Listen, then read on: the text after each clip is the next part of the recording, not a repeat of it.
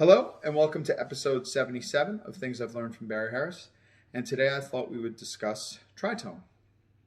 So a tritone, for those of you who don't know, is a chord, a dominant chord, that's basically, when Barry refers to it as, that's basically 3 whole steps higher than the chord that you're on, the dominant chord that you were on. So in this instance, we'll be using B flat 7, like if we're playing a blues in B flat.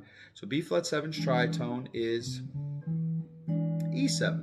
Now there's a lot of reasons why that works. One of them is it's part of the family of dominants that connects together. One of them is it happens to have the 3rd and the 7th are in common. They just flip-flopped. But you can use it when you're soloing. Barry's rule is you can use a tritone when you're going home from a dominant, a 4th higher. So in this case, B flat 7 is going home to E flat 7. So it's a 4th higher. But the B flat 7 could have gone to E flat major or could have gone to E flat minor, and we could still use the E7 because it's still going home a 4th higher. So the quality of the chord that you're going to doesn't have any relevance. But for instance, there are periods of time where we would use B flat 7 where you're going back to C major or something like that. In that instance, you don't use the tritone. At least that's what Barry talks about. So let's just discuss a few things about it. So what would you play on a tritone? So one of the things that we do is when we practice the dominant scale, we say scale up and down. I'm doing E7 now. Scale in thirds, scale in triads, scale in chords, scale with the half-step rules, putting a half-step below notes. All these things that you know, pivots, all these things, they're all useful when you're doing this. The trick is, how do you play a pretty E7 phrase? And E7, that dominant is normally resolving to something in A. So whether it be A major, A7, or A minor, it still is resolving to something in A. But in this instance, especially for the blues that we're talking about, E7 is resolving to something E flat 7. So this is the tricky part, and this is the part that deserves a lot more attention than it gets. And that is, okay, how do I make my E7 line, which is a tritone, which is already by its nature going to sound a little outside or played a little out, but how do I make it flow nicely into the E flat 7? This is where I think Barry has it over everybody, is that he's really checked this out. So for instance, he'll say something like, there are notes in E flat 7 that surround notes of E flat 7. So notes of E7 that surround notes of E flat 7. Now the reason why you need to know those surrounding things is so that you could do things like, so that was just the E and the D which surround the E flat, which is the tonic of the E flat 7. So if we said,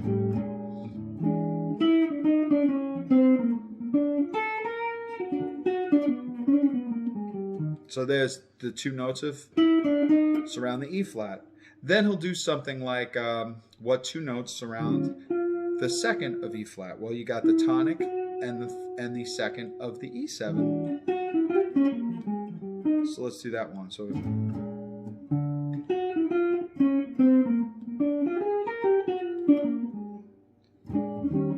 there it was. I just came down and tried once I got to it. So now you got, maybe I'll do 2 half steps when I get to E flat 7, considering that I'm on the 2nd. So maybe 1, 2, 3.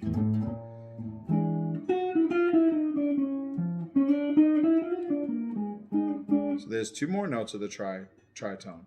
Now, what if we surrounded the 2 notes of E7, surrounded the 3rd of E flat 7? So it'd be the 3rd of E and the 2nd of E surround the 3rd of the E flat 7. So then you have to think to yourself, okay, so let's try that one.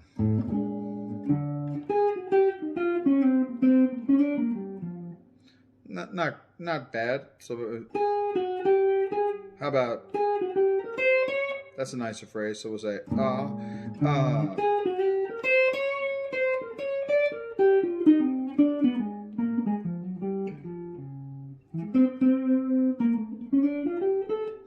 So That's the third. Now we'll do the fourth, which is nice. So the fourth and the fifth, let's see. Oh, what would be nice? Well, the fourth and the third of the E7, this is a tricky spot because the third of the E7 is actually the third of the E7 is actually the fourth of the E flat 7. So now we have to come up with something interesting for that. So maybe if we said, so maybe we'll play the fourth and the fifth of the E7, and then we'll play the fourth of the E flat. So let's see. That was nice. Let me see if I could do it right though.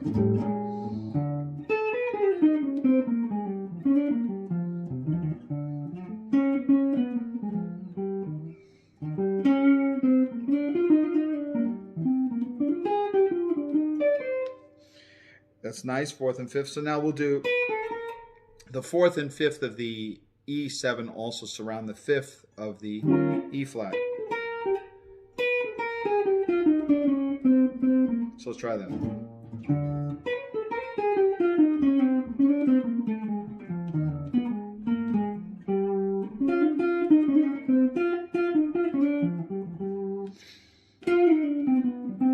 So that's nice too.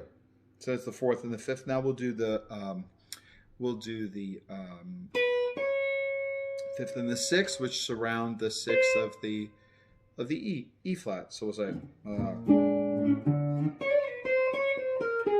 that wasn't the nicest phrase, but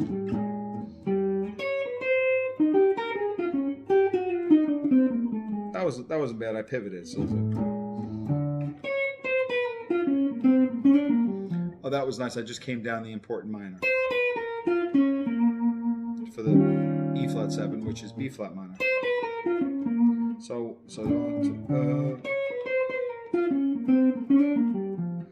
and then we got the last one, which is the seventh. Maybe we'll do like the seventh. Let's see. Again, you have that problem with the half step. But we go back to 7 and tonic. But maybe we could just do. Okay, let's try that. Let's see.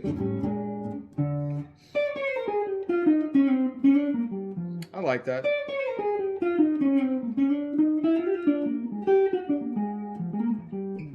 I like those. Those are nice. But this is what I mean about like Barry getting into the very nitty-gritty of all this stuff. It's one thing to tell a person, well, here's a rule. You can play a tritone. So if you're playing a B flat 7, you can play an E7 and run it into E flat.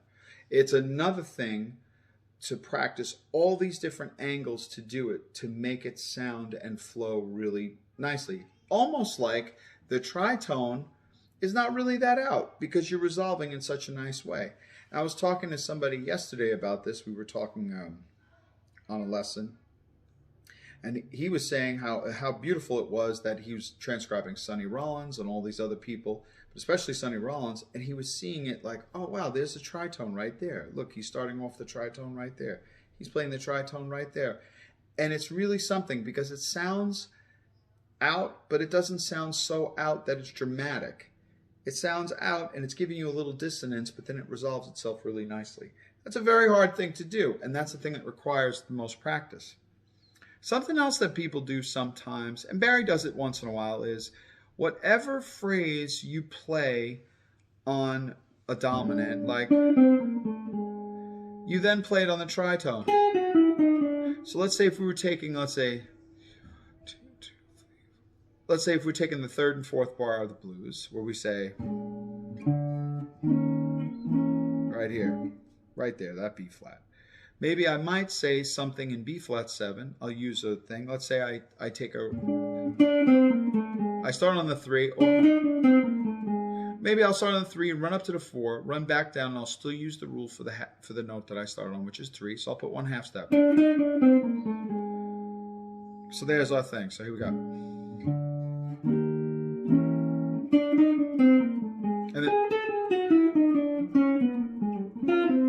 see, then I used it exactly for the tritone. But I might change it a little for the tritone to make it a little nicer. So let's see.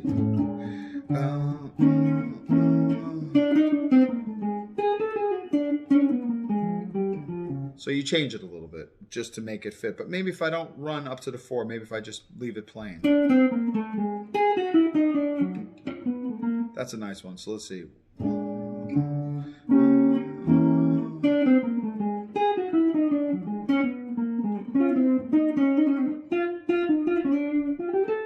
Yeah, that's a nice one.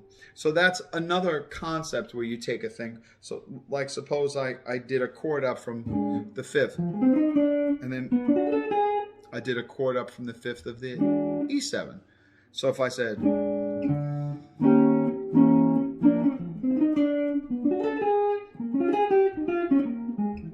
that's a nice little thing that you can do too. Whatever you use on the tritone, whatever you use on the dominant, you do it again on the tritone. And it can work really nicely. You could start a nice, let's see if I started on 3. Let's see.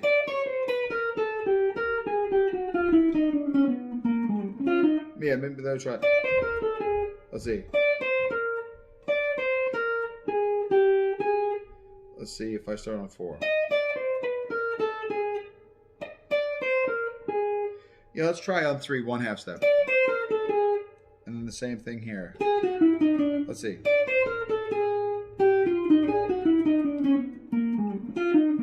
Very pretty. Chord up. Also pretty. Wait. That was, I used a 1/2 step, but when I got down to the 2nd, I came down a chord. So I'm going to do the same thing. I'll start on the 3rd, go put a 1/2 step. So let's try that one.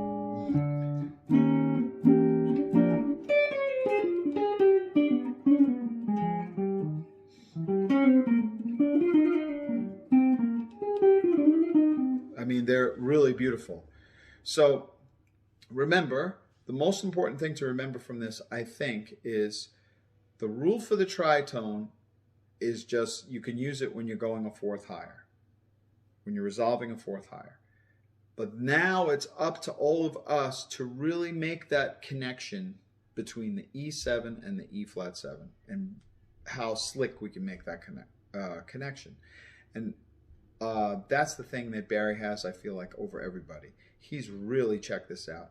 And if you look at any of his phrases, if you listen to any of his music, when he plays tritone, it's so special.